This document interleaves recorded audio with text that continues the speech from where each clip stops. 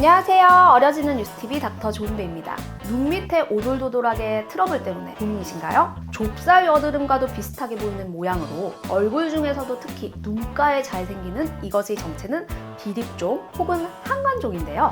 혹시 어떤 것이 비립종이고 어떤 것이 한관종인지 구분이 되시나요? 한관종과 비립종은 가려움이나 통증이 동반되는 것은 아니지만 시선이 가장 먼저 머무르는 눈 주위에 나타나 신경이 쓰이기 때문에 제거를 원하시는 분들이 많은데요. 모양도 크기도 나타나는 위치도 비슷해 초기에는 구분이 쉽지 않은데요. 오늘은 한관종과 비립종의 차이점과 발생 원인, 치료 방법에 대해 알아보도록 하겠습니다.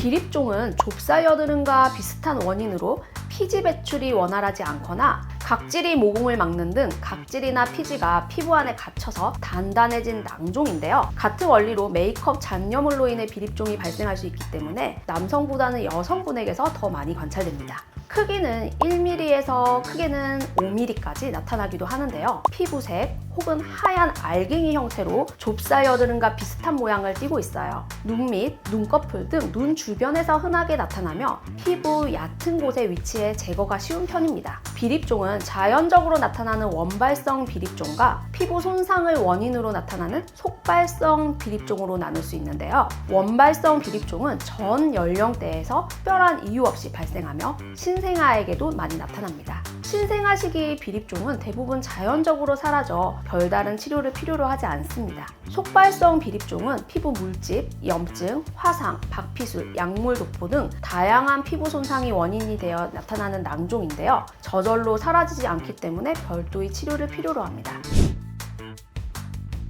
주로 표피에 생겨 육안으로 보기에는 좁쌀 여드름처럼 압출이 용이할 것처럼 보이지만 표면에 구멍이 없어서 손으로 압출하기는 어렵고 또 무작정 압출을 시도해서도 안 됩니다. 피부과에서 치료할 때는 보통 CO2 레이저를 이용해 압출이 용이하도록 살짝 구멍을 만든 후 압출기로 간단하게 제거를 할 수 있는데요. 낭종의 깊이가 깊은 경우 재발할 수 있기 때문에 재시술이 필요하기도 합니다. 더불어 비립종과 비슷한 모양을 가진 한관종일 수도 있기 때문에 비립종 제거 시 전문가의 도움을 받는 것을 권장합니다. 비립종과 비슷한 한관종은 진피층, 땀샘의 증식으로 나타나는 양성 종양인데요. 1에서 3mm 미만의 피부색 혹은 홍갈색의 오돌토돌한 구진 형태를 가지고 있으며 다발성으로 물이 지어 생깁니다. 주로 표피층에 발생하는 비립종과는 달리 진피층까지 깊숙이 자리를 잡고 있기 때문에 증상이 심화되면 뿌리가 합쳐지거나 주변으로 번지고 지속적으로 증식 범위를 넓혀감 등 문제가 나타날 수 있습니다. 주로 눈가에 잘 발생해 원발성 비립종과 혼동하기 쉽지만 눈 주위에 물이 지어 발생하고 시간이 지날수록 점차 커지고 많아지기 때문에 비립종보다 조금 더 크고 편편한 형태를 보인다는 것에 차이점이 있어요. 이에 비립종처럼 압출을 하는 방식이 아니라 뿌리까지 병변을 제거하는 레이저 시술이 필요합니다. 뿌리가 깊지 않은 발생 초기에는 CO2 레이저나 어뷸야그 레이저를 이용해 치료를 할 수 있습니다. 하지만 한관종의 크기와 깊이가 클 경우 이 치료 방법은 한계가 있는데요. 한관종의 주머니와 뿌리까지 다 제거할 경우 자칫 심한 흉터와 색소 침착으로 더 마음고생을 하게 되는 경우가 많습니다. 또 얕게 부분적으로 제거할 경우 금방 또 쉽게 재발을 하기 때문에 치료 만족도가 떨어질 수밖에 없어요. 그래서 요즘엔 CO2를 이용하여 무작정 깎아내는 방식이 아니라 바늘이 달린 고주파 레이저를 이용하여 한관종의 크기를 줄이는 방법으로 치료하는 것을 추천드립니다. 아그네스라던가 포텐자 등이 대표적인 치료 장비인데요. 하지만 이 역시 반복해서 3, 4회에 걸쳐 치료해야 효과를 볼 수 있으며 경우에 따라 크기를 줄인 후 CO2 레이저를 병행한다면 흉터 없이 완전한 제거가 가능하다는 장점도 있습니다.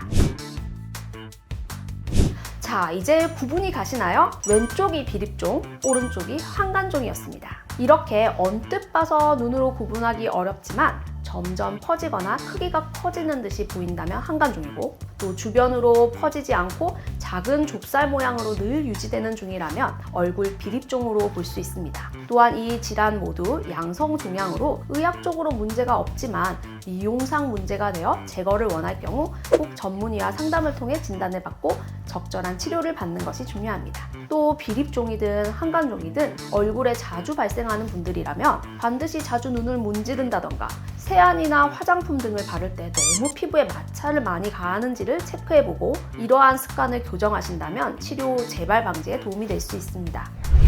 오늘은 눈가, 눈 밑에 오돌도돌하게 생기는 종과 황간종의 원인과 치료 방법에 대해 알아보았습니다. 오늘의 정보가 도움이 되셨다면 구독과 좋아요 눌러주세요. 감사합니다.